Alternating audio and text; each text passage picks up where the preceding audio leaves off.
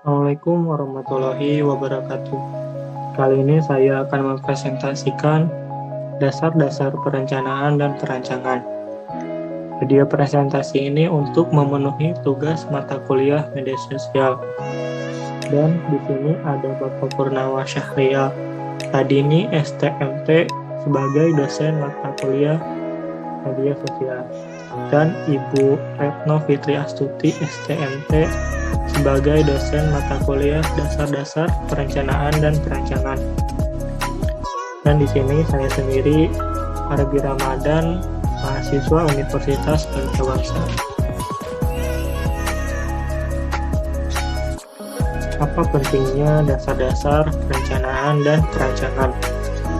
Sebelum kita masuk ke pentingnya dasar-dasar perencanaan dan perancangan, kita mesti tahu konsepnya dan hal-hal yang berkaitan dengan dasar-dasar perencanaan dan perancangan. Konsep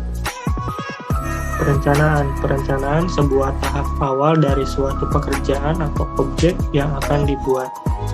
Perancangan setelah perencanaan selesai dilakukan, tahap kedua adalah perancangan suatu objek dari informasi atau data yang telah dikelompokkan dari sebuah perencanaan. Adapun kegiatan keduanya dalam satu waktu dikarenakan beberapa situasi seperti jangka waktu pengerjaan yang pendek, yaitu perencanaan dan perancangan. Perencanaan. Apa pengertian perencanaan? Yang pertama adalah perencanaan adalah proses berpikir dan pengelolaan kegiatan untuk mencapai tujuan. Yang kedua, perencanaan adalah kreativitas dan kemampuan secara fisiologis untuk menyelesaikan permasalahan secara konseptual. Yang ketiga, perencanaan adalah proses mendasar dalam pola berpikir yang cerdas. Pola pikir perencanaan. Rumusnya seperti biasa 5W1H. What, where, when, who, how. Atau dalam bahasa lain, tindakan apa yang harus dikerjakan, mengapa tindakan itu dikerjakan, di mana tindakan itu dilaksanakan, kapan tindakan itu dilaksanakan, bagaimana cara tindakan itu dilaksanakan, siapa yang akan mengerjakan.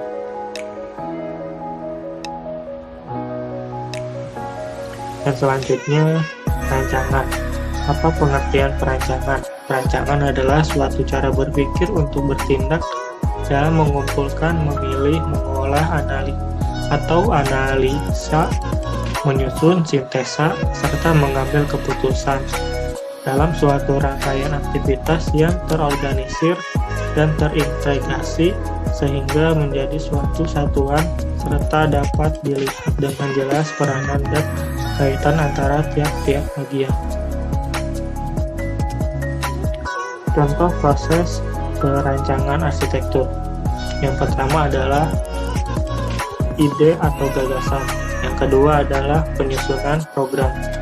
Penyusunan program di sini mengumpulkan data, yaitu bangunan dalam bentuk sifat kegiatan, organisasi, dan standar. Lingkungan, tapak, topografi, bentuk, dan lain-lain. Peraturan dan kebijakan setempat, kondisi sosial budaya, dan lain-lain. Yang ketiga adalah tahapan analisa meliputi peruangan, macam besaran, hubungan, zoning, penataan dan pengolahan set plan atau tapak, bentuk dan penataan interior atau eksterior,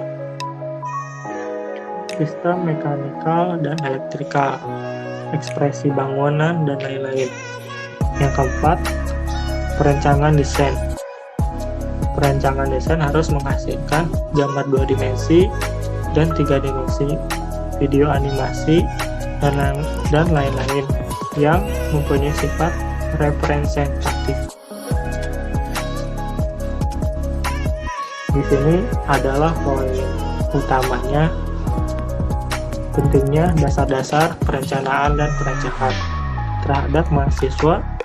Mahasiswa dapat mendesain berdasarkan dasar-dasar perencanaan dan perancangan yang membuat suatu desain itu terarah dan mempunyai tujuan yang jelas, sehingga dapat menghasilkan suatu desain yang sangat baik, mempunyai data lengkap, representatif, dan meminimalisir suatu kesalahan atau kerugian dalam pelaksanaan. Terhadap pelaksanaan, perencanaan merupakan hal yang sangat penting untuk menjamin apa yang kita inginkan terwujud dengan sempurna. Begitu juga dengan proyek pembangunan rumah tinggal. Tanpa perencanaan yang baik dan matang, hampir dapat dipastikan suatu proyek akan gagal. Yang dimaksud gagal di sini belum tentu tidak jadi dibangun, tetapi tidak memenuhi dari segi biaya, mutu, dan waktu. Tanpa perencanaan yang baik, maka kualitas bangunan mungkin akan kurang baik. Nah, itulah pentingnya dasar-dasar perencanaan dan perancangan. Video kali ini cukup sekian, terima kasih. Bila ada yang ingin dipertanyakan atau menambahkan, bisa di komen di kolom komentar, dan jangan lupa ikuti terus channel ini. Assalamualaikum warahmatullahi wabarakatuh.